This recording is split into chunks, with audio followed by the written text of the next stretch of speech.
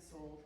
Tegan and Sara have used music as a medium for storytelling throughout their career, and it is at the core of their work.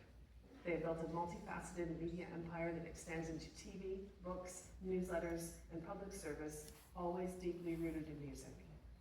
They've added executive producer credits to their resume after the release of the coming-of-age TV series High School in 2022, which was based on their critically acclaimed New York Times bestselling memoir. In 2023, they published the first book in their middle grade graphic novel duology, Tegan and Sara Junior High, followed by the second book, Tegan and Sara Crush, which was released in the fall of 2024. With multiple Juno and GLAAD Award wins, a Governor General's Performing Arts Award, honorary Doctor of Law degrees from the University of Calgary, the 2018 New York Civil Liberties Union Award, and numerous Grammy and Polaris Prize Award nominations, Tegan and Sara have much to be proud of, but their crowning achievement thus far is the Tegan and Sara Foundation, which invests in the potential of 2S LGBTQ+ communities. Launched in 2016, the foundation raises awareness and funds, fighting for equality and justice through its flagship program and supporting grassroots organizations, activists, and communities that often go unrecognized by major funding institutions. In March of last year, Tegan and Sara received the Humanitarian Award in recognition of their work with the 2S LGBTQ+ community, presented at the 2024 Juno Awards. So please, put your hands together and join me in welcoming to the stage Alisa, Anne-Marie, Tegan, and Sara.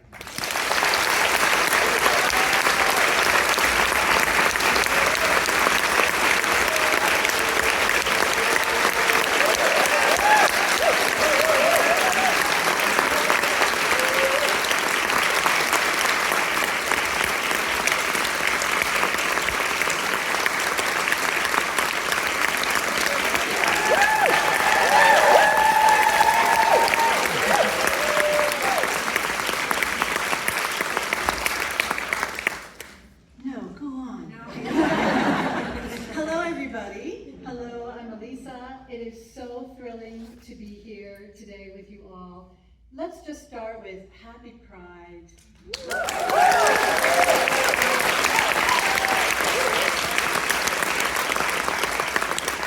It's fantastic to have this opportunity to be so well hosted by the Stratford Festival in this beautiful space with all of your beautiful selves, and to be in an environment where we are supported and where it's healthy and exciting to reveal ourselves and express ourselves and learn from each other, and especially from our guests today, and to keep growing as communities in all of our beautiful diversity. So I'm thrilled to celebrate that today, especially in a context in the world where there is so much expression that is being restricted, and so many valiant, courageous struggles that are being put out there to keep the fires burning in a peaceful, healthy, growing, important way. So just acknowledging the space that we're in, and how these kind of conversations in these kind of environments hopefully contribute to making the world an even better place for everybody in it, for all of us here today as well. So what a thrill to have you both here, and you, Anne-Marie, I love you. Right. What a thrill to have you both here. I won't repeat anything in that bio, but what an incredible impact the two of you have made, and the generosity of your art, music. You have performed with people, such significant people from around the globe. You've written books, you've had your books adapted to TV, your music has been part of the film, many films. You beat out Elton John and Lady Gaga for an award. Just saying. Not competitive or anything, but that's a nice little, nod. And you made Seth Meyers giggle like a schoolgirl in your interview. They did an interview in 2022 with Seth Meyers. I watched it. He's a late night talk show host. I watched him a lot. And I watched this interview, and he was giggling like I've never seen.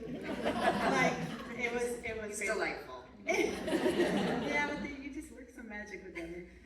That's a not in and of itself necessarily an accomplishment, but it is a nod to how open you are and how you draw so much good out of so many people with all that you do and with being yourselves. Thank you. So that's just to start the celebration. Today, what we're hoping to do is to learn more about Tegan and Sara's journeys through music, literature, and I think really timely today, Advocacy, and the incredible contributions they've made with the Tegan and Sara Foundation and other things. I thought to start off, we could offer some context, and Anne-Marie, because we have met before. This is not a blind date, although it would be an exciting one. Yeah, maybe Anne-Marie, you want to... Was it back in 2017 that we attended a concert in St. John, New Brunswick? And I remember we needed to arrange childcare, so it was that long ago.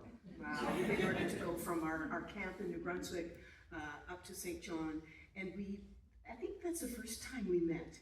And that was thrilling. Our friends in Stars were playing, and so they introduced us to you. You don't have to remember that you met. Fangirl. I was that tall one, fangirl. I was that. Yeah.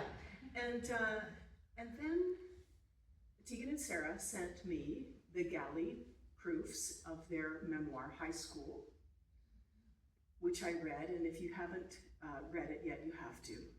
And I think there's some pre-signed copies. Am I right? Yeah, out there. So make sure you get your copy. It is poignant, it is sweet, it is inspiring, it is revelatory.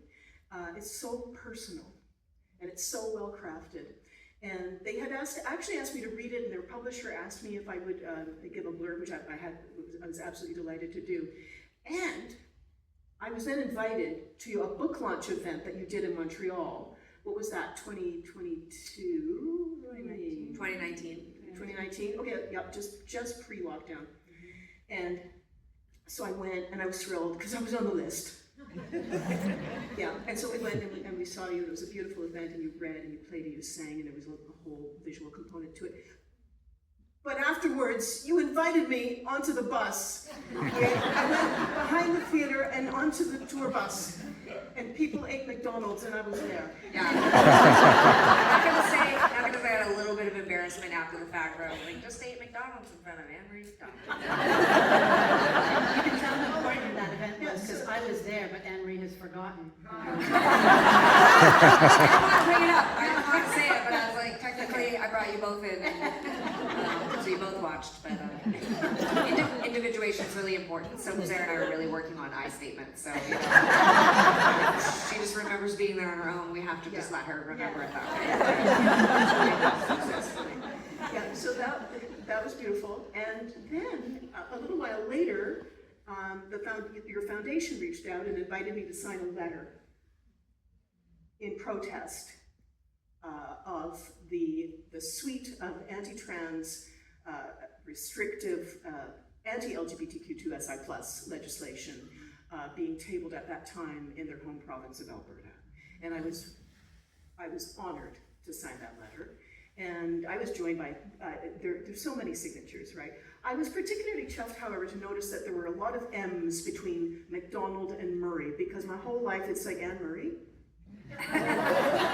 But yes, Anne Murray signed that petition. I was very proud to put my name on that petition as well. So it was a short walk when Julie asked us to curate and participate in the Pride Forum, of the Meehan Forum for Pride Week. I thought, is there a world in which Tegan and Sara join us here in Stratford? So it was a long shot, and I reached out, and it was a dream come true. So here we are. And I will say that we had outlawed any public appearances in any work. And when we got your text message that you wanted to get on the phone and talk with us, I was like, oh no. And then we got on the call and you asked, and like without even talking to each other, we were like, of course we'll do it, you know? And then we called our manager and we're like, don't be mad at us, but we agreed to do a thing. Yeah, how can we say no to you? Thank you.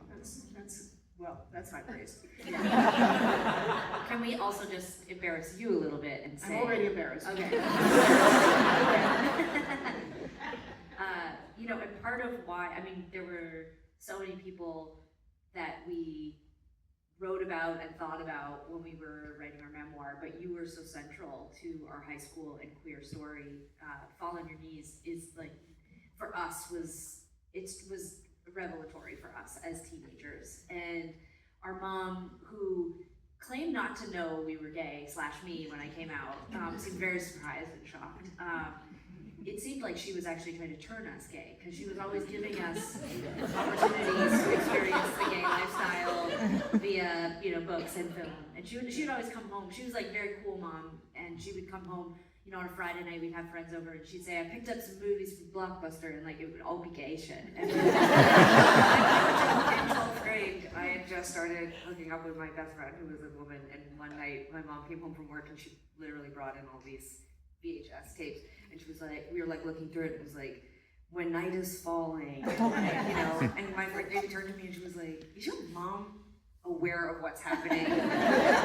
Or is this just random luck that she's just basically renting you like every lesbian film? But I think our mom associated queerness with alternativeness, and our mom was always very alternative, so I think she was actually just trying to be cool, like not trying to be cool, she was cool, she is cooler than us still, but she was just trying to get us as much subversive art as she possibly could. It just happened that it was really connecting with us in a deeper way.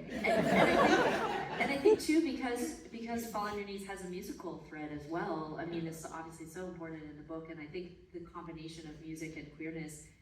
My mom gave us that book, like, so cool. Like, Oh, your mom gave? Oh yeah. Oh, my mom was the gateway to everything. Even drugs. She doesn't like it when we say that.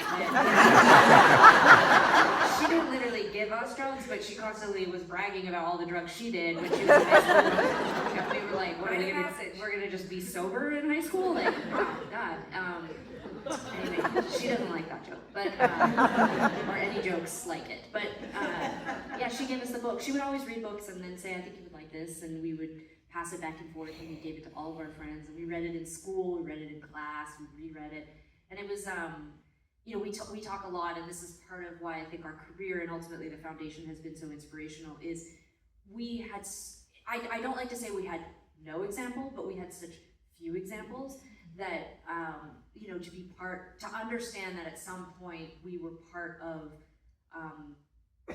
we were now part of the art that other people were gonna find. That's you know? huge, because even when you were coming of age, there were few. There right? were a few, but when we start Yeah. to list it feels like there was actually a lot, but like, it wasn't a lot. It No, wasn't. the fact that you can just list it. Yeah, fair. There was no Yeah. lot. And I find it particularly moving that your mom, and I think we're probably the same age as your mom, right? That your mom was able to hand you something across a generation. Yeah. Now there were fewer opportunities like that for when we were coming of age and coming out. And for there to be a Canadian community of queer elders, basically, and of art and culture and all kinds of achievements that can be shared, and hopefully is not up for the kind of erasure that happens over and over and over again, right? So that cross-generational, it's very moving, it's very real, it's profound. Yeah. And I know how old that makes me seem. It makes me seem as old as I am. But it's beautiful. No, but it is beautiful, and it's so important. And I think, you know, I think Tegan and I have always been like sort of like embarrassed or sort of like uncomfortable with saying like, oh, we're role models, or, you know, whatever that is. But at some point I realized like that was doing us a disservice, and it was doing a disservice to the people who were finding us inspirational and impactful, and instead like embracing it and thinking, oh my God, like maybe someone's kind of sort of half clueless mom is bringing home a Tegan and Sara, you know, book, and going like, oh, you would like this, and then being like, wait a second, you're gay. But you know, like I thought you were gonna point out like a clueless mom buys high school, brings it home, and is like, you love this band, and thinks it's about us being gay, but actually it's really just about how much acid that we took. Like, wait, I thought this was an inspirational book. But I was gonna say that, you know, that your book, like all the things we're making are artifacts that are out there to be found, and I think that's probably one of the coolest parts about being an artist, whether people find it today or in 10 years, or, I mean, I don't think we'll be here much longer than that, but I think like there is,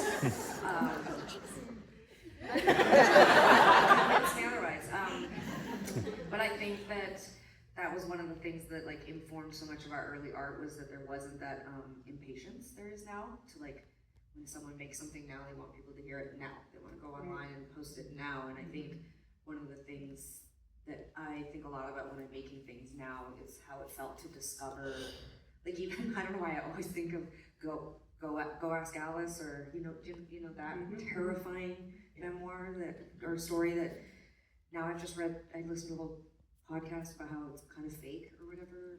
Really? Yeah, so I did a lot of drugs and I can't actually remember the story, but I think it's fake. It's basically, it was a but like to find these little things throughout our young life and to find pieces of ourselves in it is so significant. And I always think about that now when I make things, like as much as I would want it to be very successful, even if someone finds it 15 years from now and it creates some sort of connection for them, it's like, that's the gift of being an artist. Yeah, well actually, when you're, speaking of looking back when you were younger, you're just in the mid blush of your careers. You're just really getting started in some ways. I can say this because I'm older than you, and also you have so much energy and you've already accomplished so much, and I know that that's just sort of the beginning. Whether you accumulate more work or you go deeper into things, or the growth is going to be exponential from here. But looking back on when you were younger, how do you see the arc? Like, do you see the work you've done as being completely different than what you do now? Or could you have imagined back then that you would be having this trajectory of not of it in your music, like the changes and growth, like from learning to play the guitar in secret in your memoir to like the Oscar, Academy Awards and all that, complete shifts? No. I definitely have been regularly surprised at, and I'm not saying this to be funny, but like, I think Tegan and I we are charismatic, we are sometimes not annoying enough to hold the attention of a group of people, and I think we have something special. I totally think we are special. I have met wildly talented people, just bananas talented. Like people sing and you just like fall on the ground, you can't believe what you're hearing. Like we're not those people, and we do something special when we sing together. But I've been around. I want to take a moment. I've been doing a lot of therapies. And it's recording this part of the show. If you could just send it to me, because when we're not annoying, sometimes can hold a group of people's attention. Not that talented can't really sing. I didn't say we couldn't sing. I said I've been around people that are like staggeringly talented in this way where I'm like, I get it, And so it's just like a scale, and that's them, right? Yeah. And I'm like, shit, where we at? I think we're like in the middle. I think we're in the middle. And I don't mean that I'm not trying to say that to be bad. I'm just trying to be realistic. And I think that when we started out, my vision, or what I hoped for, was that it wasn't necessarily like, oh, I hope we can have a long career doing this exact thing. I just wanted to be able to have a long career doing what I wanted to do. Like that was all I cared about. And I was, as a young person, even when we launched our music career, by which I mean we just said we're not going to university. My mom was so pissed, and we said, but we'll do music. That was like the launching of our career. And my mom was like, well, you better get out there and book gigs. And so we played at like a coffee shop a couple times a week. And, it wasn't much of a career launch, but like for all intents and purposes, it was like the launching of our career. And I just remember thinking, because I just don't want to be the employee of someone. Like, I just remember that feeling of like, joke's on her, because guess who she works for? So what I heard, and I've done therapy too, so what I'm hearing. Guys, I've done lots of therapy too. I just putting it out there, just in I've case done anyone starts to think back on it. That's really why we're here. I think you're describing the fact that what you and Tegan do is greater than the sum of its parts. And the scientific term for that is it's an emergent quality. And that's when you put all these things together. Some of them might be excellent, some of them might be competent, there's a whole range, right? You put them together and it's an order of magnitude, it's qualitatively something new and something bigger right? That's a very nice way to put it. That's a much better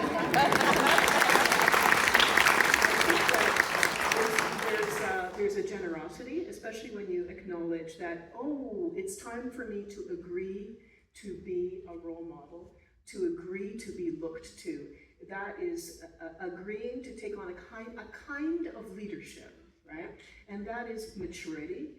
And there you are, like you're in your mid-40s, right? That's kind of just right on schedule. There's also, I think there's a peculiarly and beautifully Canadian ethos and character at work here, insofar as you have really branched out and worked in all these different media and genres. That is not uncommon. We do that. I work in theater, actor, playwright, author, blah, blah, blah, right? All these I different plan things. to be a rock star. Not too late. Never sort of. But I am And not. you don't even have to be good, according to Sarah. That too is very Canadian. That too is very Canadian. That is Always that is never. also very Canadian. But this idea of wearing many hats, sometimes for pragmatic reasons, but also just because it's the curiosity. It's the curiosity of the artist. And there are so many theater artists and so many fiction writers in Canada who do many, many different kinds of storytelling, right? And it seems to me that you start with your guitar in secret, but you are always telling stories, right? And that means you're also always listening. You're listening to somebody, you're listening to some, because to be heard and to be received and for you to touch so many notes in people means you're listening to something bigger than yourselves and responding to something. And to your point, Sarah, like I know what you're riffing about, but when I was working at the theater school and I worked with young artists for so many years, and it's so inspiring, but there's kind of a truth for an actor anyway, that your talent is already there. Like every child is creative, every person is gifted, but the game changer is the work that you do, right? So there's kind of this a powerful humility to saying it's not just about your gifts. It's actually about how you apply yourself and the discipline and the humility and the commitment and that part. And that is something that like shot you out of the hemispheres because you were committed to something greater, as Anne-Marie's saying. Not only is your artistry greater than some of its parts, but your discipline and commitment to relationship, to the work, that's really superstar. Yeah, at your guys' talk yesterday, which was so fantastic, I told you about this, but I wrote notes afterwards because there was a couple things that really struck me, and one was talking about how like all of you on stage had either had started in or had a deep relationship with theater, and that's a really great testing ground for art because you fail until you get the show up, like there's so much trial and error and there's so much failure. And I was saying that I really resonated with that because that's music, like when you think of our average record has 14 songs on it, maybe 2 will be the ones that people call out for, which means 12 technically were Sarah's. It's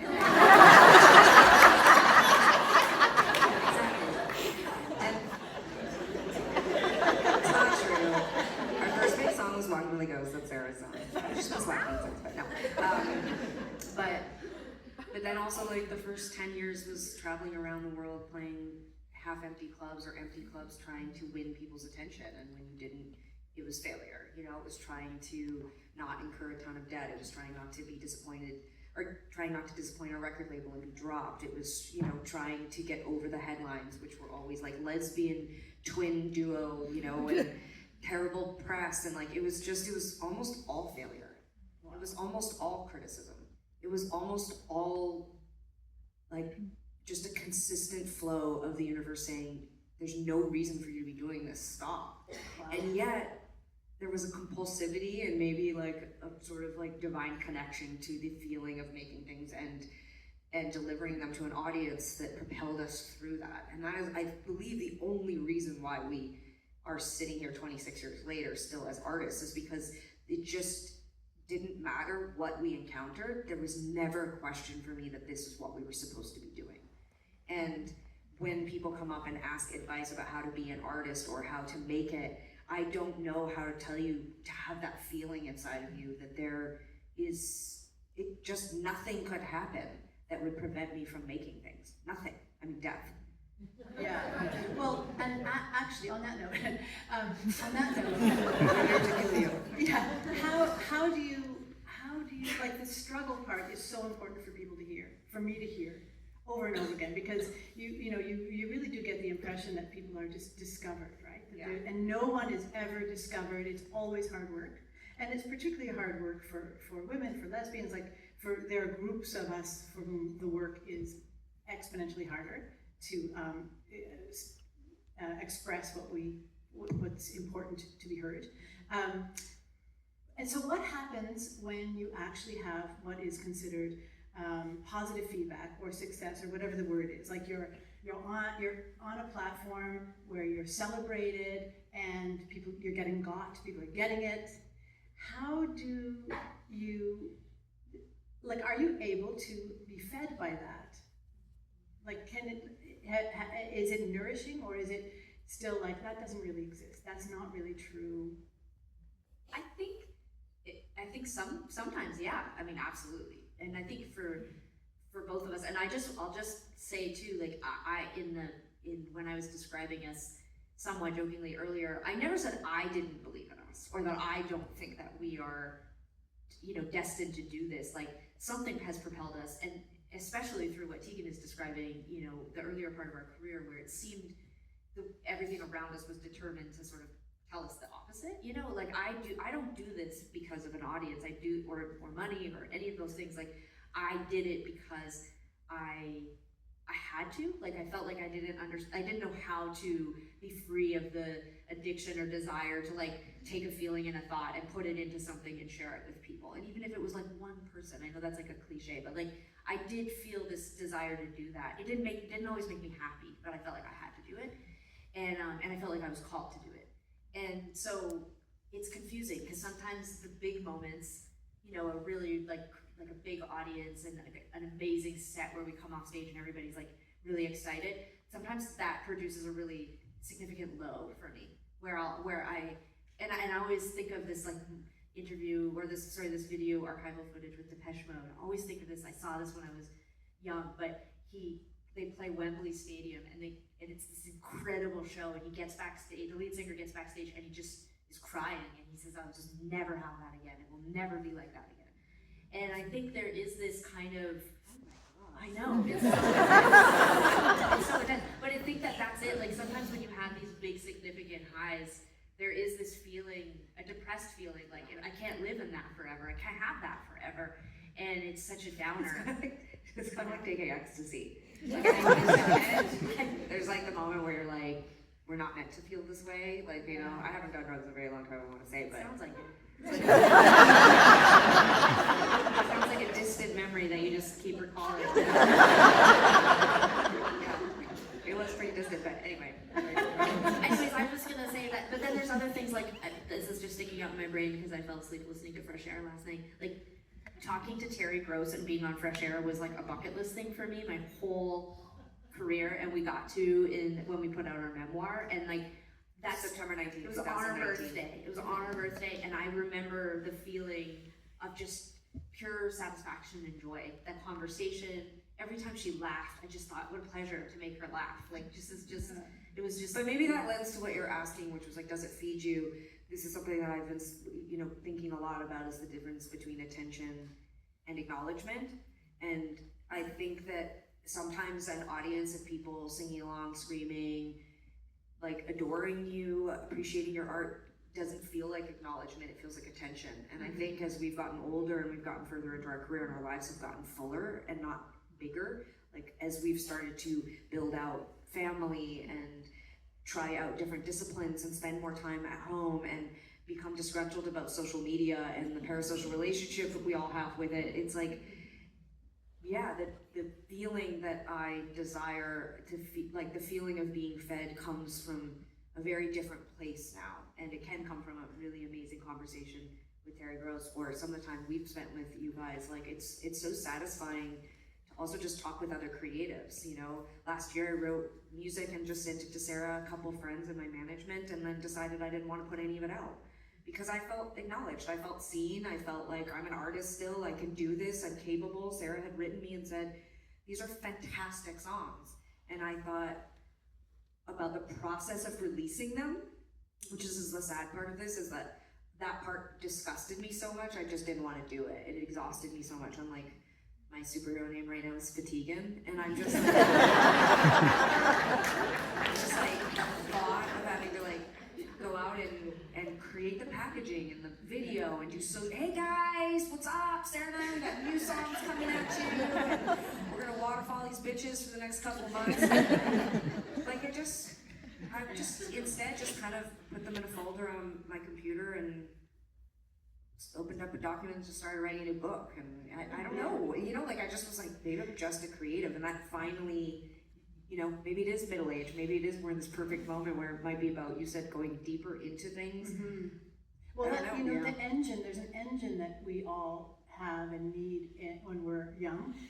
I mean, speaking as an artist and a lesbian, but I think it's probably a human thing. There's an engine when you're young that compels you to become who you are. Young adulthood, you're driven, right? You're driven to express and to do what you need to do, whatever that is in whatever form. But then that engine, if it continues at that rate when you're 20 years later in your life, that can be a problem because it's a different context And you're running on adrenaline. Yeah. And that's very, very hard on a person. So what I'm hearing is, again, that it's a very, it's a creatively rich time, as well as perhaps a restorative time. Is it a nourishing time? So how do you've started to answer this a little bit, but what do you do, where do you go for nourishment? What does that look like?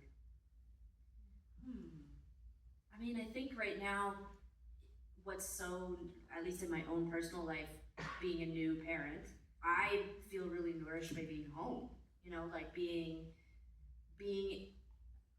for the first time probably in my life, and I mean, I've had like versions of this during other, like more introverted periods of my life, but like, I feel very off the grid, if you will. Like I feel really satisfied by, actually, this is so silly, but it's like, I'm not craving media attention, or I'm not craving like people hearing my creative ideas right now. But like I sit down to eat dinner, and if my toddler like unprompted says, "Thanks for cooking dinner, Mom," I'm like, "Oh my god!" Standing ovation. Like, and he gets through the meal, and he doesn't throw all of it on the floor or inside of his butt or whatever. Like I'm just like, that sounds so.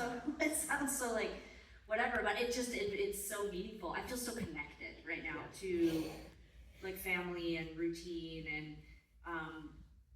and I guess like in a strange way, like being a parent is my sort of new creative practice right now. Like I'm obviously like trying to be creative in other ways, thinking more about my mortgage, for example. But but yeah, I don't know. I feel like I need to be nourished by those things right now. I think I'm just like I'm a little bit burned out and confused by the entertainment landscape, and I'm really excited to be behind the scenes. Like a lot of the projects Tegan and I are working on and nurturing right now don't have us at the center of them. We're behind the scenes. We are not having to sell them based on us being front and center, and that feels like a huge relief. That's a big shift. That's a big evolution. Yeah. Right. That is, and that's appropriate for this time. I think so.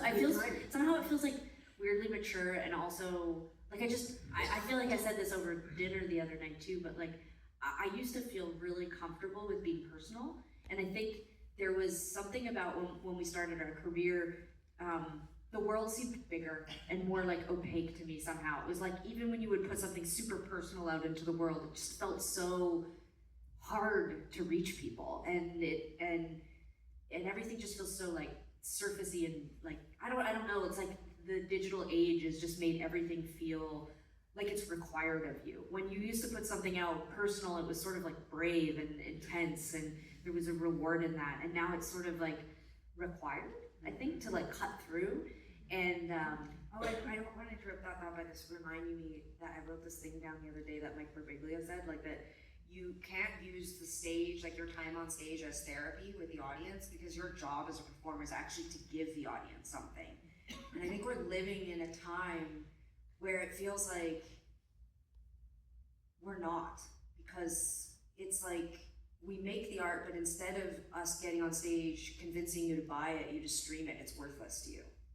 Not actually worthless to you, but like it feels like that we're in a new era where the exchange for so long was. Well, now there's no friction. It's just there. You can be sitting in a movie theater and hear 13 seconds of a song. You can bring it up immediately, know what it is, put it on a playlist, and forget you ever had that moment where that deep sort of nurturing of obsession and connection and relationship with a piece of art now. It's so much more difficult to do that, which leads me back to this idea of these artifacts of things that we've found. Like, I like when someone comes up to me and they're really, really, really young and they just found us. That gives me hope. Like, that helps me to sort of figure out how to make the next thing. So for right now, I feel like it's less about nourishment, and I'm actually just, I think it's two-part. One, it's seeking new inspiration. So looking in other creative fields, meeting other creatives, and seeing if that sparks something different in me. And it's not to say that I'm not inspired by Sara. Like, I would do anything for Sara to send me a new song. Which makes me feel very emotional to say, but like, I would do anything for her to make something new. God, so much pressure. I don't have time. I'm making food for my kid. That's all I do. Do you know how much they eat? At that age? I had to get a Costco membership. Okay, he eats more calories than I do a day.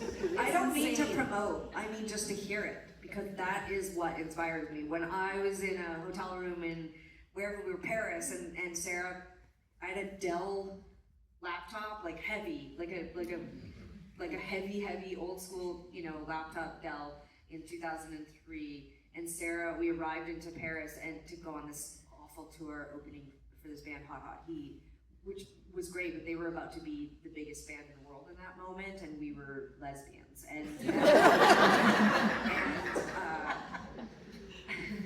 And so she pulled out this like jewel case and opened it up with a CD and put it into my laptop and played me Walking with a Ghost. And I was like, that's it. Like, that's the next record. And I think so part of me right now is just looking for that. Like, when's that piece of art gonna come that's gonna make me feel like we're like we're on the track and we're locked in, Acting. Sound effect. Yeah. Okay. At least I do it all.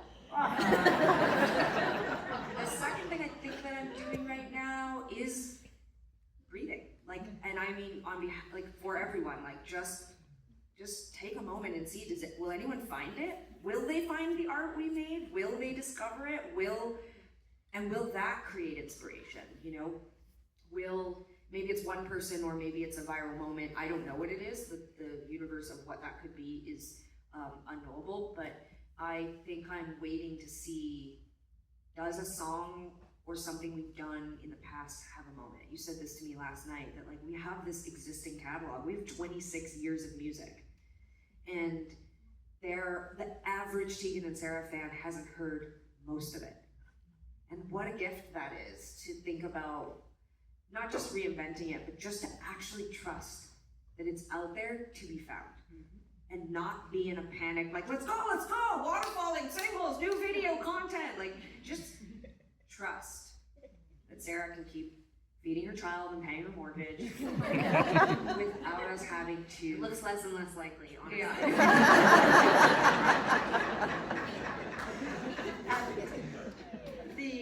The notions of trust and focus and breathing and caring and nurturing, all this that you're talking about, that is also in your foundation, in your activism, right? Like that sensibility that and those verbs, they are inside that foundation, right? And I wonder if you could talk to us about why that emerged. We touched on it a bit, but why it emerged, and where does it fit in your lives now? I think originally when we started talking about formalizing our activism and I wouldn't have called it philanthropy at that time. We definitely gave money to organizations that we connected with, and we were regularly donating charitable items. You know, I don't know. And as I find that as you get sort of more eyeballs on you, more people know who you are, the volume of requests increases. And so it was sort of like just a very standard, like a lot of people will just come to you and say, hey, we can like put this together in a more formal way. And it just so happened that this guy, I don't think you'll know him, but his name was Donald Trump. And he got elected to be president the first time, and that was pretty shocking. And we were like, wow, this feels like sort of unbelievable timing, because what sort of had felt like quite a positive momentum advancing the rights of LGBTQ people, we knew that was going to really shift. There was going to be some sort of like steps backwards, and there was going to be sort of like perhaps a backlash, you know, to some of the advancements that had come sort of in the Obama era. And we were right, you know, and I think right away with the foundation, we just, we saw that there were sort of gaps in funding, specifically around, you know, women in the community, and specifically grassroots organizations that didn't necessarily have scalability in this like very obvious philanthropic way. Like a lot of funders, and a lot of the goal is to grow an organization, and there's like it's a complicated process, and there's applications, and right away people, I think because we made ourselves so available to hear the feedback, most of the people we would speak to at these organizations or in the sort of like more grassroots community were saying, if you could just make it easier for us to get funding, and you could make it easier for us to be funded again and again without worrying that we have to like do a big song and dance and prove that we've like grown our organization, that would be life-changing. And so we really started doing that. And it didn't feel like a revolution of any kind, although I do think that there is more of that style now, I think, in philanthropy. I think they call it like trust philanthropy, I don't know, whatever. But this idea that the goal shouldn't just be to like take an organization and make it the new HRC. That's not the goal. So a lot of the work and the organizations that we have connected with and funded for a long time, they're small needs, like on paper, but they have like a huge impact. So for example, we work with an organization in Florida. One of their first grants that they applied for was just to pay for bus passes, so that people could come from, you know, that they were located in the city. They wanted people in the suburbs who didn't necessarily have access to getting into the city to be able to come to, you know, drop in to their organization. And we continue to fund organizations as long as they exist. You know, if they can keep going, we want to keep going with them. We sort of see them as having potential, and we see them as having value. I think using a different set of criteria than the larger funders. And growth, you know, growth in and of itself isn't a virtue. Oh, exactly. Because Actually, and you know what's funny here? This is gonna sound kind of weird. We would always have this conversation amongst our board. It was like, actually the goal here is for us to not have to exist anymore. Like, we want it to be so that we don't necessarily want the organizations to get bigger, because that might mean that the need is so much bigger. Which isn't to say that we're not meeting a need that is growing, but I think there was this idea that we could sort of flip some old-fashioned ideas on their head and not worry so much about following that sort of like, you know, that path. Really the central value it could be adaptability, not growth and expansion, but adaptability, responding, meeting to needs, identifying needs, shifting. Mm-hmm. That's, you know, that like that low to the ground stuff. Yes. Is because communities are listening to each other and tuning in, and not just working from a policy basis. Yes. That's what's radical about the funding model you're talking about. And that was what actually held our foundation back for a number of years. Next year will be 10 years, but the first handful of years we were criticized by the bigger organizations for being so versatile and for being so nimble. We were meeting the needs of the community in the moment, and that was holding us back from bigger corporate funders who wanted to be able to just say, we focus on this and that we give money to this. And I think the cool part of Tegan and Sara Foundation is, like Tegan and Sara, the band and the fans, we created a community. You know, we just had, one of our main programs is called Community Grants, and so we meet emergency needs from the community, and we kind of put together a cohort, and, you know, we'll fund everyone at the same time. And we did an open call for the first time in 10 years, and we got over 1,000 applications. And this is a meaningful number, because that's 1,000 small grassroots LGBTQ organizations that are focusing right now on immediate needs of the community. That's overwhelming, it's staggering. You know, so if anyone has $5 million, we need some. So, but we were able to immediately get out the door $100,000. Right away, we picked 23 that we thought had like so much potential. We've got 30 more that we vetted. And that is what Tegan and Sara Foundation really has become.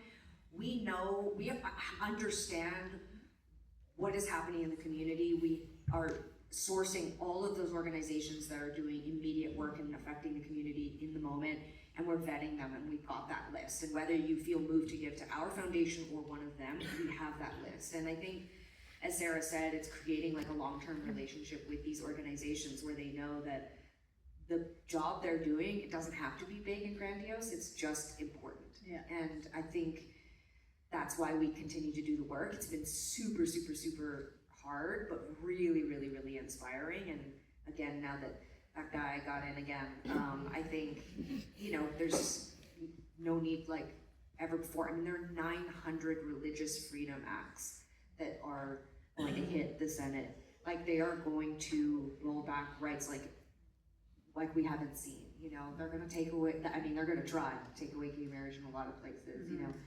We talked about this before he came on stage. Every province pretty much in Canada is gonna roll back rights on trans youth. Don't think it's an American problem, it's here too. I don't wanna get into I don't have children, but but they're so cute. Why don't you write a song? You're putting all this pressure on me. I wish Sara would send me a song. Get going. I know, Yeah. I haven't time. I'm busy with the dog. But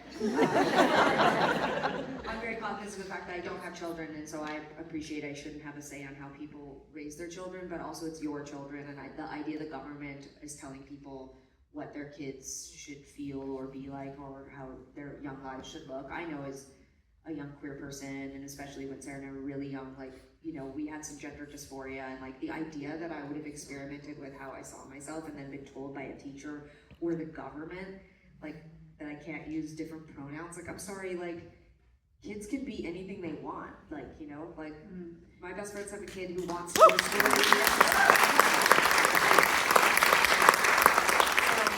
So that also inspires us to keep doing the work too, because it's like, it's so easy to be like, well, I'm middle-aged now, so I'm not afraid of anyone anymore, so I'll just stop caring. But like, I'm afraid for the next generation. I'm afraid for all of us still too. You know, afraid's terrible because that feels like giving up. But I mean, like, I'm empowered and I want to fight and be protective. And I would argue that as somebody who doesn't have children, that your voice weighing it in is actually really important. The people around us when we were raising our kids who weren't raising children were lifesavers.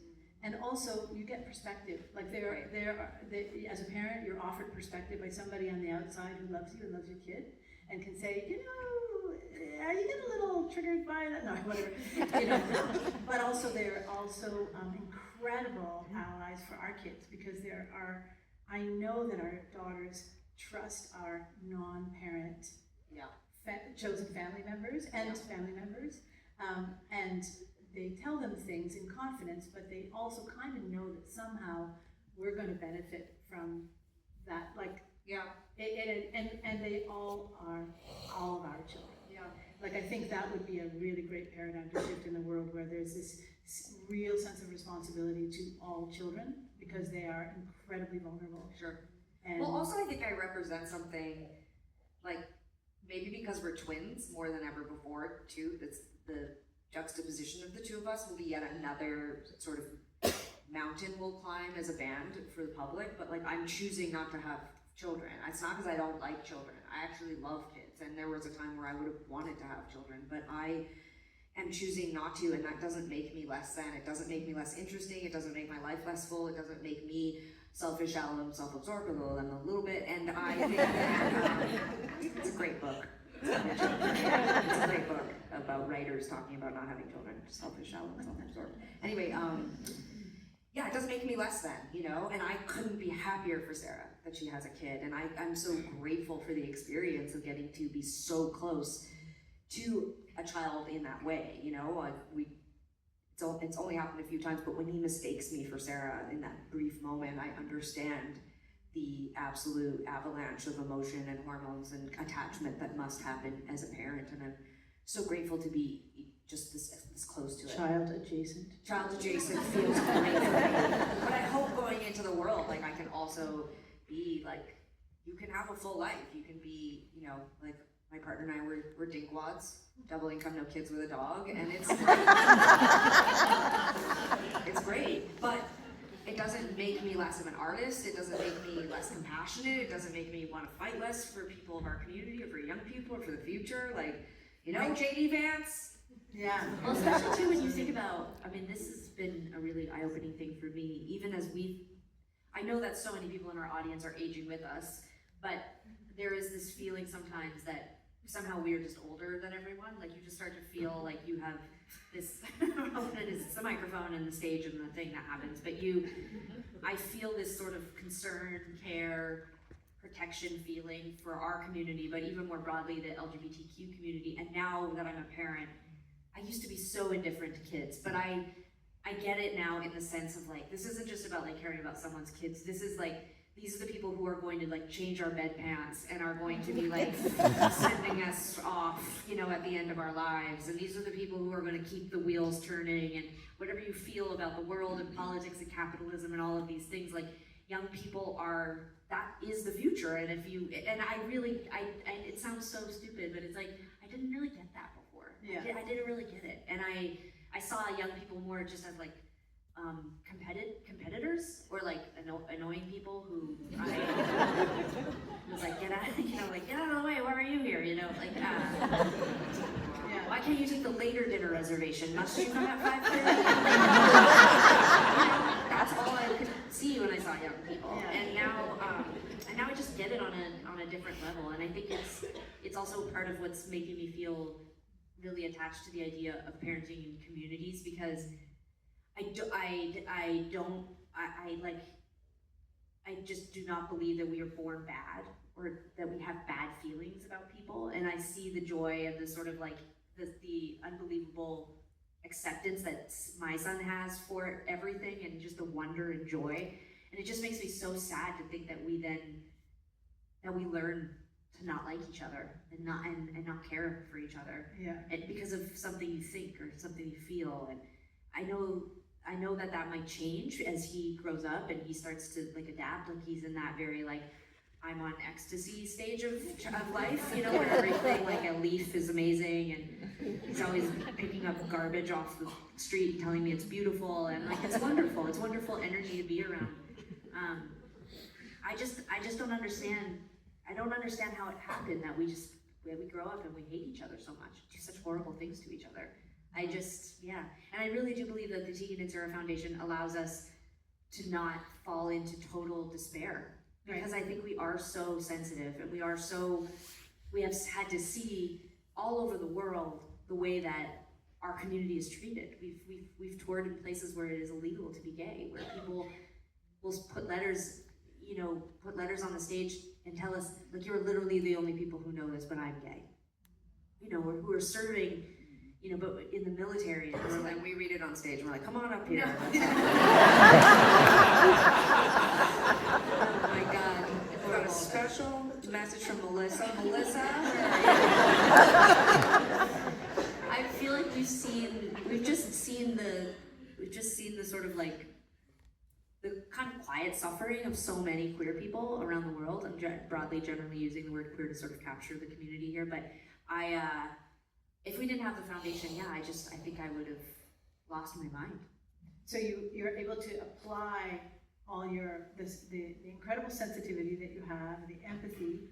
You're able to find it's a place where you can channel your actions, and make everything you feel into something that people can experience. And that is so consistent with your trajectory as artists, right? Like making something that people can experience, making an event, making something tangible, making something that changes people's lives, you know?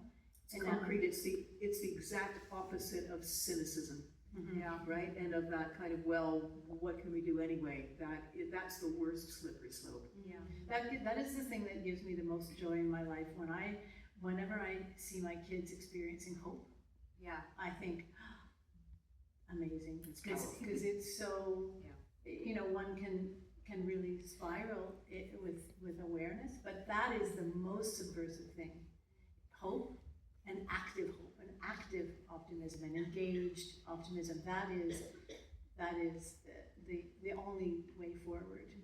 It's interesting too, like I have had so many opportunities, traveled all over the world and met amazing people and watched amazing films and read books and eaten amazing meals, all of these things. And at least in my situation, like I look at Sid and I just think, like I'm so desperate to know that his future will mean that he can do those things too. You know, that he will get to travel, that he will get to love people and be loved by people, and you know, I just think that is I don't know, that's like, I guess it is cynicism, you know, like as I sort of like was entering into like middle age, I did find myself thinking like, but what else? Like what else do, you know, and I think that's why I could sort of slip into this kind of comedy of like, oh, I don't really care what happens in the future, and like young people are annoying or whatever. But now that I have a young person, I'm like, I suddenly do feel invested in the future in a different way, and I'm sort of embarrassed that I sort of. Well, you're just seeing the world a different way. Yeah, which by the way happened to me recently. This is gonna sound absurd, but I swear I've never taken an edible before, but I took. Just stick with me. She doesn't do drugs, you guys. She doesn't. I don't. I actually literally do not. I don't. But recently,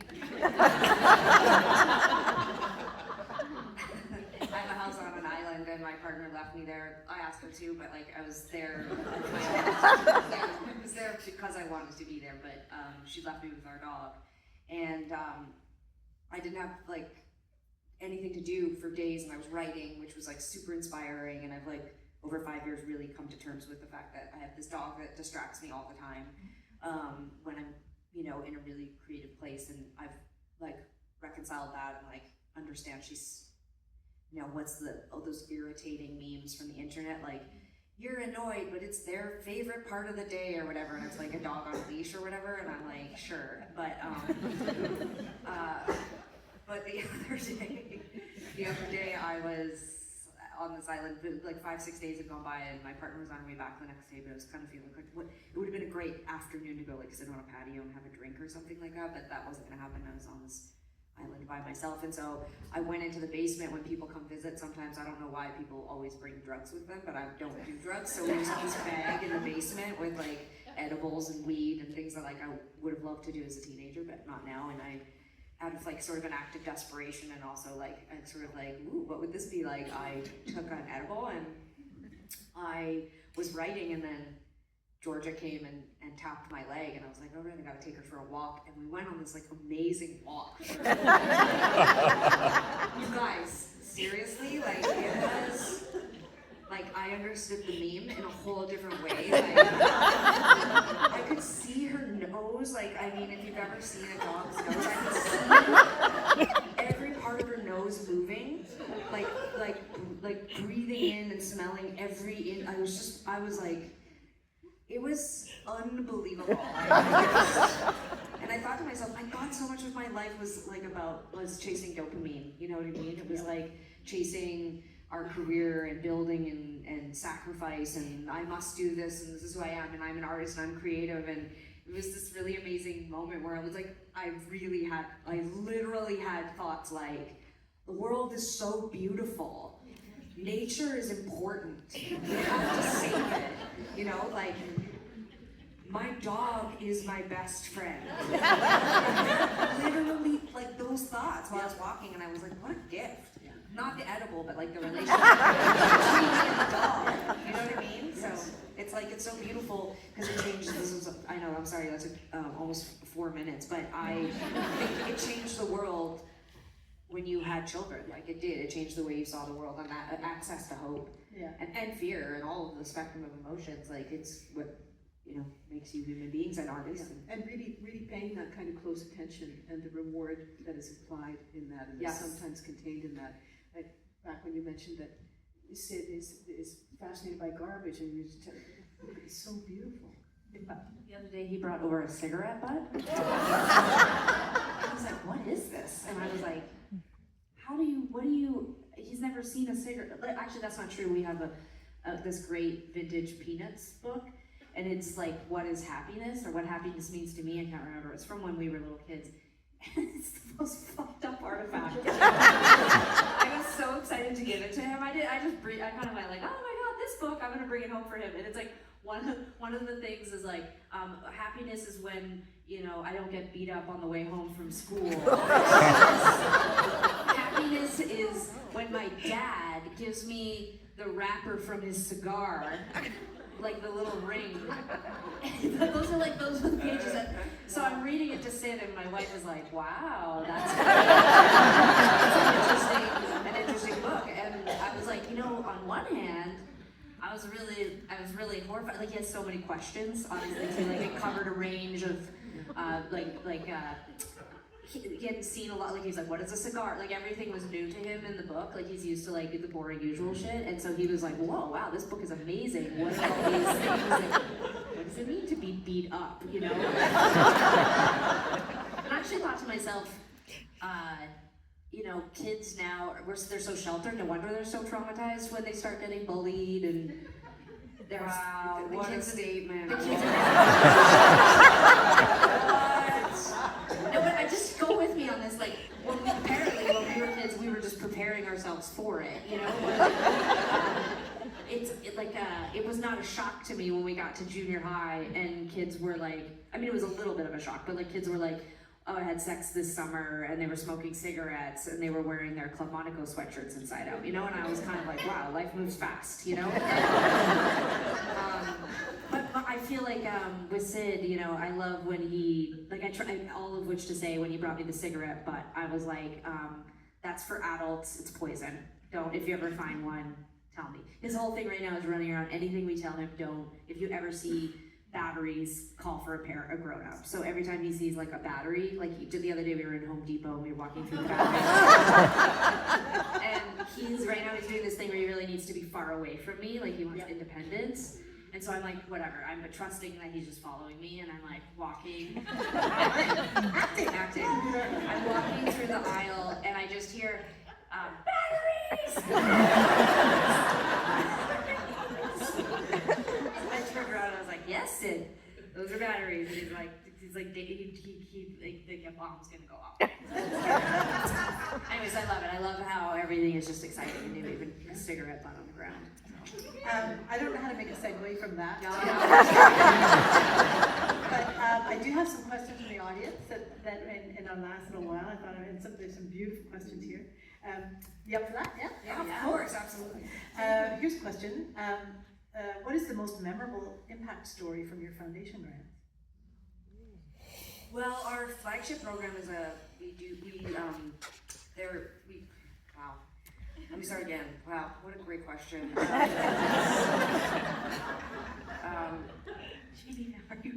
Are you okay? Is the edible getting I out? did take it. I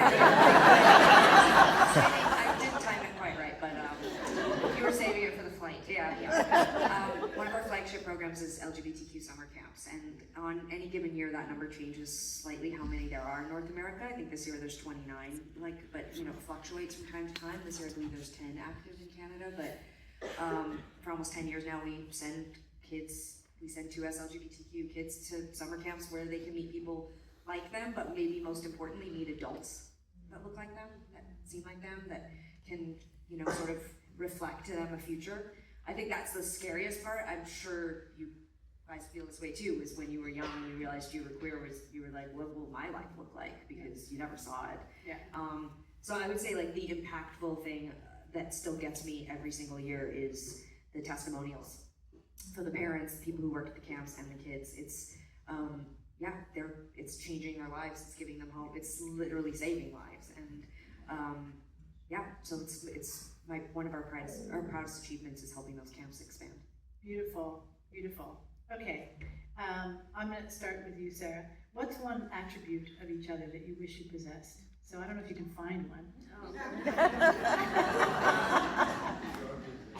I mean, I think, you know, in some strange way, you know, if we were one person, you know, I think that we possess sort of extremes of each other. Like Tegan is where I sometimes am perhaps somewhat I don't think of myself as insecure. Hey Biden, I just what's an attribute you like about me?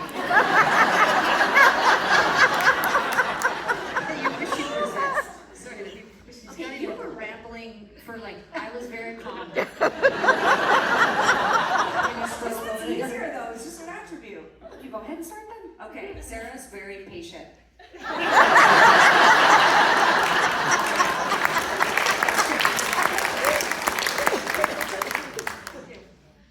And Sarah, if you have to pass I on guess this, that's confidence, I guess confidence.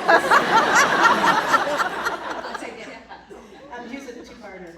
Would you rather play small venues or large crowds? That's a really tricky question. It really just depends on the venue because I love a big crowd. Like, who doesn't love a big crowd? Like you know, big crowds. That's exciting.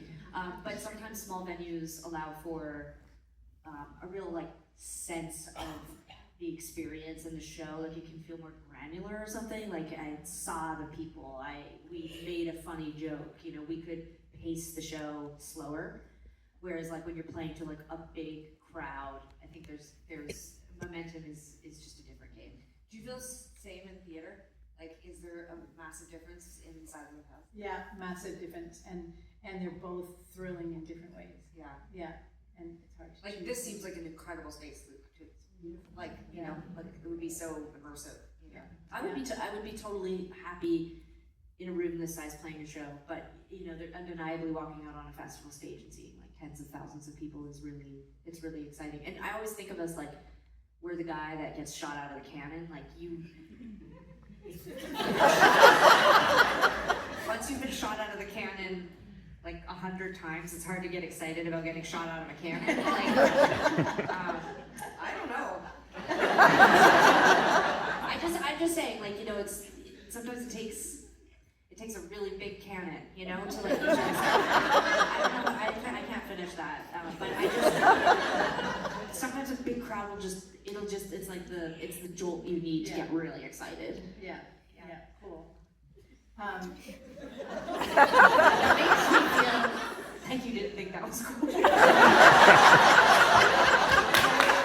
feel like you're taking on Tegan now, and I just feel ganged up.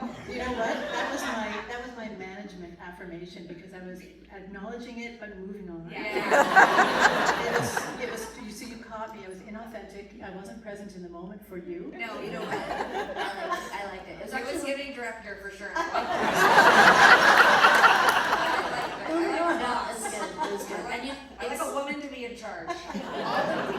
all the great journalists and like interviews that we've done, they very rarely acknowledge your response. They generally move on to the next question. Ah. And I remember before we did Fresh Air with Terry Gross, I told Tegan I gave her a few tips because I was like, listen, I'm like too dumb to no, listen to. I just said when Terry Gross gives her intro and says, welcome Tegan and Sara, don't say anything. Do not speak, okay? She's gonna just go straight from welcome Tegan and Sara into her first question. And I'm a good person because when she said welcome Tegan and Sara, for a moment I was like, I'm gonna say something just to annoy Sara. And I was like, no, I'll give it to her. It's okay. It's fine. But it's her birthday. So. It can be a bit disheartening. You'll give like what you hope is a great answer, and your fantasy is that Terry Gross will say, "My God, what a great answer, Sara!" But instead she'll be like, "Cool." And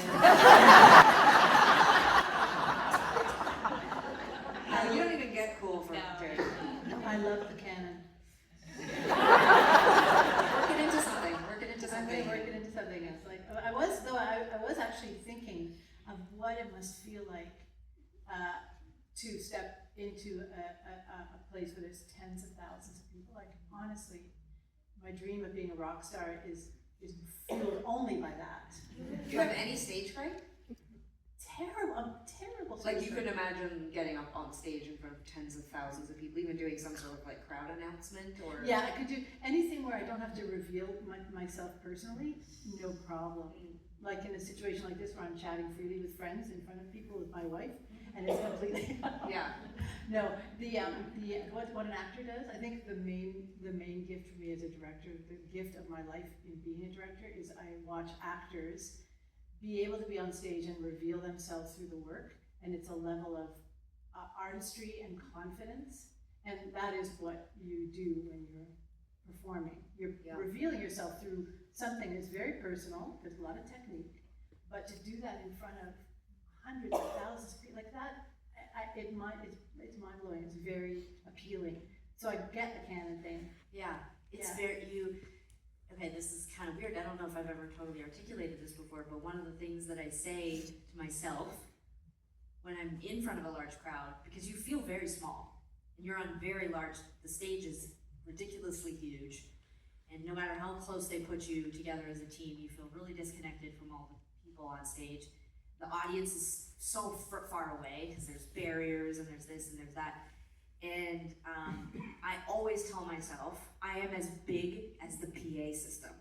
Like, you are the PA system. Like, don't think of you, the person, you are all of the speakers. And that's what I tell myself. That's something you would think on an edible, for sure. You are all the speakers. It's kind of a bit like a metaphor for life, like when you're afraid, like there's that saying, like, if you're worried or nervous, imagine everyone naked in front of you, and I'm like, that is the worst thing. Terrible. That was what? But that's advice of, I'm as big as a PA, I have access to that presence. That's a good life. You really pulled it around. I think you impressed me. It only took like 6 minutes, but I feel like we're back on track. Okay, so here's one. What song are you guys most proud of? That's how it's phrased. I love it. Well, an hour ago I made some jokes about how only 2 songs are memorable on our records. Obviously, I know that's not really true. I think I always kind of go back to our album The Con, which came out in 2007. I think it was a real labor of love for Sarah and I, and it came on the heels of a really big successful song of ours, Walking with a Ghost, Sarah's song. And I think a lot of people in our orbit thought we would make a commercial record, like we'd follow it up with a commercial record to try to get on alternative radio again, and instead we made a 14-song album about death and loss, and it was not initially reviewed very well, but became one of our best reviewed, and I think probably one of our most beloved records. But when we went out and toured it, we'd play the entire thing start to finish, and then the next day we'd finish it, we'd play it backwards, we'd start on the last, we went out and toured the entire record. We didn't just add a couple songs to the set. We believed in the songs and the story we were telling about this series of horrible losses that had happened to us. We felt that we needed every chapter, and so I think of that piece of work as a song, because it's a story. So That's beautiful. yeah. That? Here's a 2-part from the same person. What advice would you guys give to your teenage selves? That was one of the biggest gifts of writing the memoir, actually, was I spent so much time it felt like I was spending so much time with my adolescent self.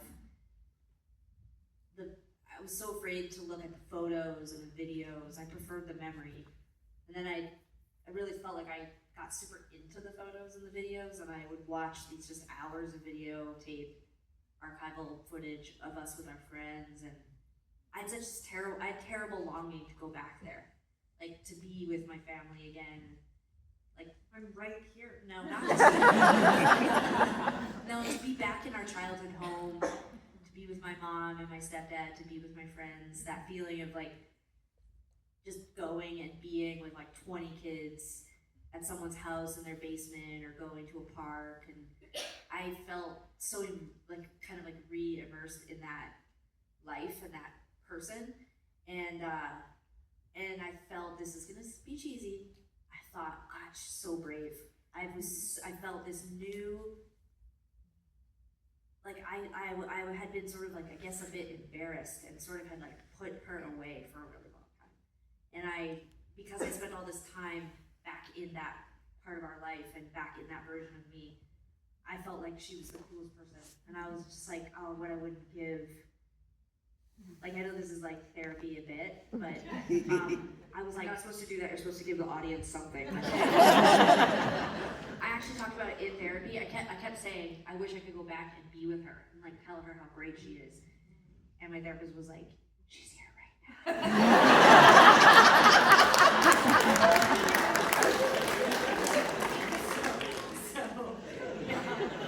Yeah, that was fairly big. So I feel like I did a lot of healing. Yeah. How about you, Tegan?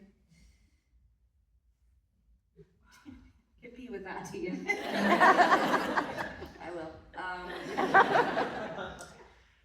Yeah, I think it was a really cool experience. I mean, it was obviously our first experience writing, like doing the memoir, although we had really loved writing before we started making music. We actually used to write, but it was really cool to revisit that younger self and to like extrovert some of the internal thoughts and insecurities. And I think probably that was my lasting impression also. I was much more confident than Sara, and I think a little less tortured than her at that age, but I did get this overwhelming sense at 38 when I was writing it that we really misunderstood how great, like we were really lovely kids, like we were really sweet, we had great friends, we had amazing parents, we were really charismatic. Watching the photos in the video, or looking at the video, I was like, yeah, it's too bad that I don't think very many people told us. Well, this part's sad, I guess, like we weren't good students, you know. Everyone would say to our parents, like, oh, they're very bright, but they're just not focused. You know, we went to a massive public school, you know, 40 kids to a classroom, like,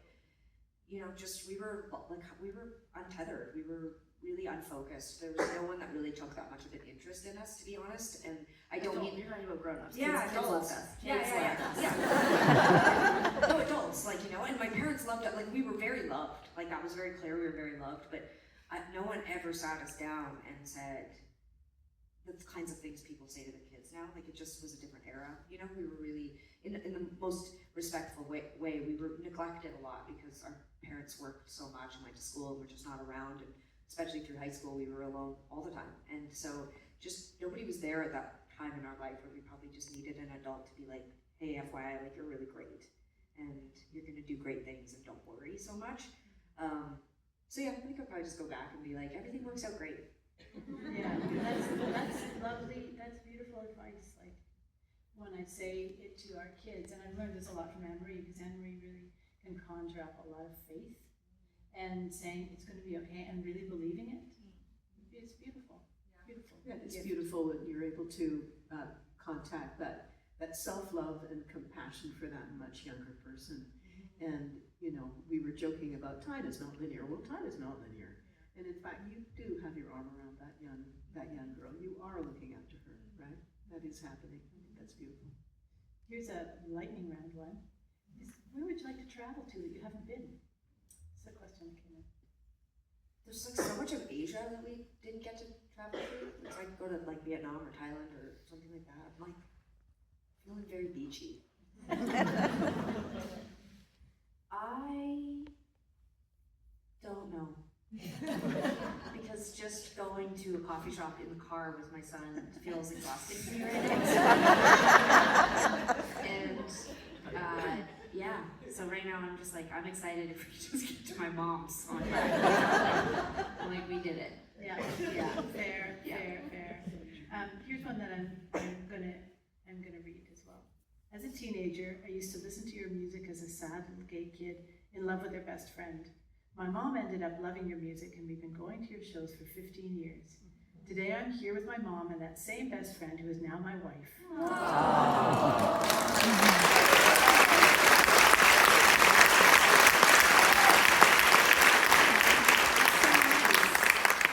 Did you ever imagine the huge impact you would have on queer people's lives? And how does it feel? So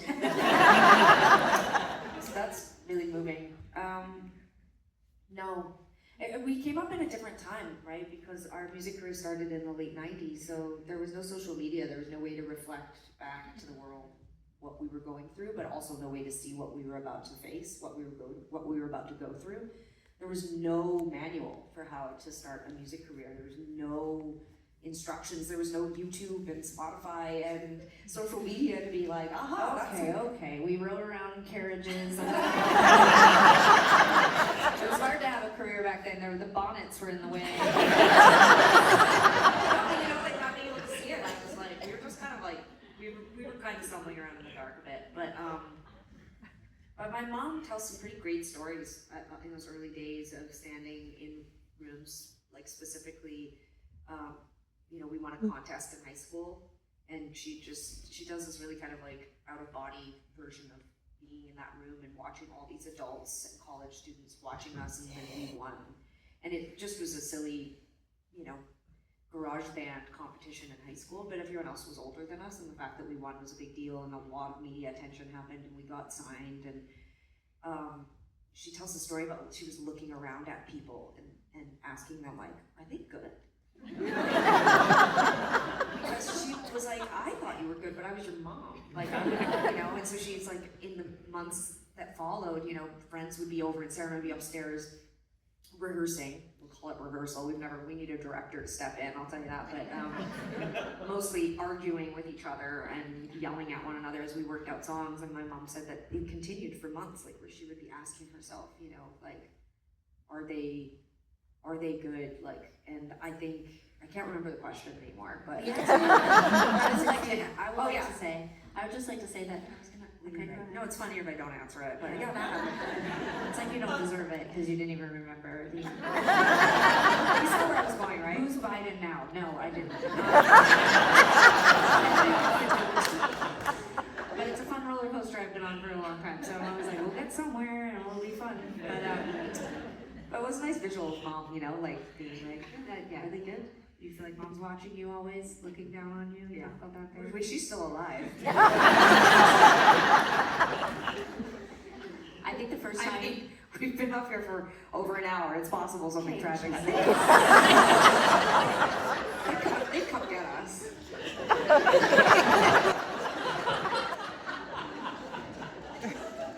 Let them finish. This is very important. Don't tell them their mom died. I like it. Okay, I remember when our audience shifted to accommodate the parents of our fans. Like, I remember when our audience mostly looked like kids our age. We played a lot of like college campuses, and we played a lot of bars in college towns. And that was really fun. And then we spent a lot of time out at the merch table talking to people. These were our peers. We weren't in college, but we were college age, and we were hanging out with our peers. And then I remember around 2013, like when we put out our record Heartthrob, our audiences had expanded so much, that intimacy had changed. But we would do these meet and greets, and people would come with their parents. And they would say, oh, my parent introduced me to your music. Or I'm into your music and I needed my parent to bring me to the That's show. what I was talking about my mom. Now I remember. Yeah. And we found that profoundly moving because our parents had introduced us to music and had been such willing participants in our music journey. Like, when first they were bringing us to the concerts that mattered to them, then they were helping us get to concerts that we cared about, and they were listening to the music with us. Like, we wrote about this in our memoir, but went from like, why would you listen to Nirvana, and like, let's talk critically about what this music means and what these lyrics are, to then our stepdad buying Nirvana CDs for us and making mixtapes for his car so he would listen to Nirvana as well. And so there was this really significant bond that we had with our family around music and the shared experience. So when we shifted into that sort of like parent-kid relationship at our shows, that was huge for us. Like, it was like that was significant. I remember thinking we're doing something right because we swear so much and we're gay. And so I was like, if the parents are here. But I don't think that we imagined this far into the future. No. But that was like, No way. was when things really changed, where I was like, we're having an impact, and we're able to connect with people, and we're able to connect parents and kids together. And that, to me, was like, was a huge thing. And the second part of the question was, how does it feel? You have 2 minutes. I will say I feel very grateful. Yeah. I feel really grateful. Yeah. Like, it took a lot of people and a lot of support and a lot of work to, not just to be musicians, but just like to enjoy it. Like, I like to say that I think we're still pretty into what we do. Like, we're not crusty old, like, you know, oh, make a record and go tour, you know, like, we still We're not jaded. No, we're not jaded. I don't think so. No. I think we're pretty excited. I think we're always thinking about ways to give back and how to, you know, have new novel experiences, the canon thing, you know, like, and I think, bigger cannons, yeah. Yeah, just how tiny can we make the cannon? And we still fit. So yeah, like a lot of gratitude, which I know is like a thing people say, but it's like actually really genuine, you know. It doesn't mean that we aren't holding other emotions too, but mostly gratitude that we get to create things. What a life we've had, you know. Yeah, and I would say you just vibrate with curiosity, and that is a beautiful counterpart to gratitude. You know, it's just beautiful, and it's inspiring to be around you, and it's so much fun to. But are you so exhausted too? Like, are you like, can't wait to go get away from us after this? No, I'm grieving the separation that's going to happen imminently. Like, We've had a really tremendous time. We We have just think had- both of you are so incredible. It's an honor to be invited to hang out with you guys and do this talk.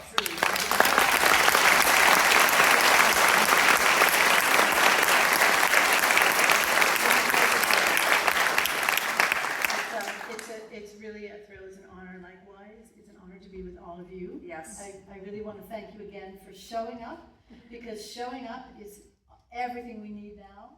We need so much to show up for each other and together in all the spaces that we can, with all the love we can, with all the gratitude, the curiosity, the openness, and the courage that it takes sometimes to just step into any given room. We're all here for you, you know, like we're all here.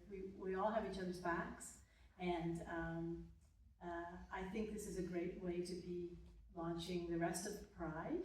And your books are pre-signed and on sale out in the front, and I really encourage you to buy it, especially now after having had a chance to hear stories and hear your voices, and it's even a more meaningful read.